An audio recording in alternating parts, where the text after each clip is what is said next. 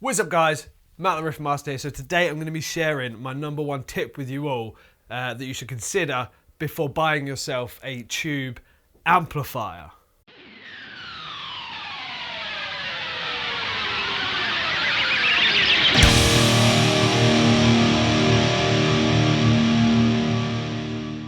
So for all of you out there that are considering stepping into the world of tube amps or valve amps, wherever you're from, whatever you call it, there's one thing, there's many things to consider, but this one thing that I think is very important to consider before making your first tube amp purchase, because it's very important that you think about this before spending the money on it.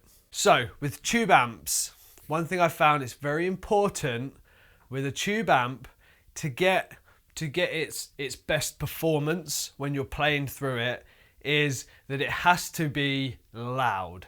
Okay, I found this. I have a few tube amps and they really only sound good when they're being just cranked.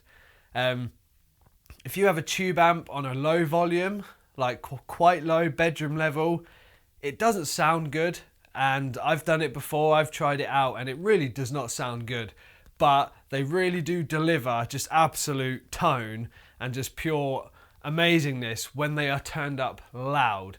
So this is why you need to consider that before you purchase your first tube amp, is are you going to be able to have it at a volume where it's going to make the amp perform at its best. So for example, if you live in a flat or an apartment, you've got people upstairs, you've got people downstairs, you've got people either side of you, it's probably not going to be the best option for you because it's going to be loud, okay? And rumbling through an apartment is just going to piss everybody off. So if that is your situation, maybe a valve amp isn't the best choice, but you do have alternatives. So for example, a lot of the Black Star valve heads, like this one here, the Series 1, it has a DPR knob, dynamic power reduction, which takes this head from 100 watts to 10 watts.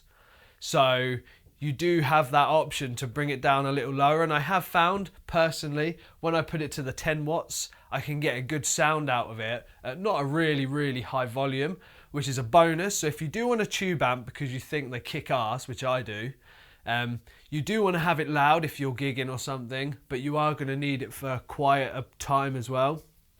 It's worth checking this bad boy out because of the DPR. It's a hugely awesome handy tool to have, to be able to go from 100 watts to 10 watts with just a turn of a knob is great. But also you can consider some solid state amps.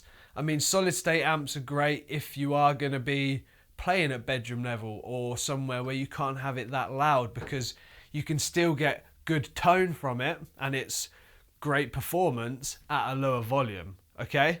So always consider that if you are in a position where you need to be quiet.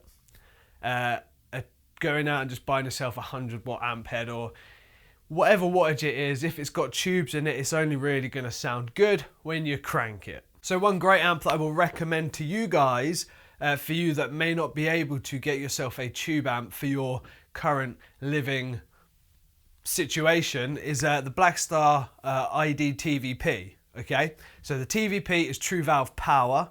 It's as loud as valve, but being solid state, you can have it at a bedroom level and it still puts out great tone. You're not going to be losing tone.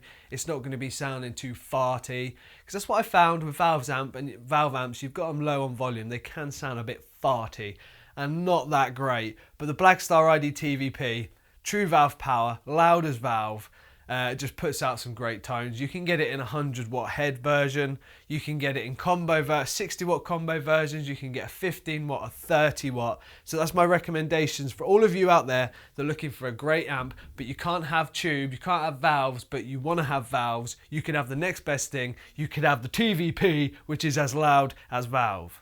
And it sounds as good as valve, in my opinion. It's worth checking out. I'll link it below. So guys, there you go. There it is, my quick tip for today. My number one tip to consider before buying a tube amp is to recap: are you going to be able to crank the fuck out of it? So as you can see, I've got a 200 watt beast here, and these things just get absolutely cranked to hell because I know it sounds good. If you live in a house, a semi-detached house, ideal, because you could just crank it. No one's really gonna care. And if your neighbours do have a problem, just tell them where to go.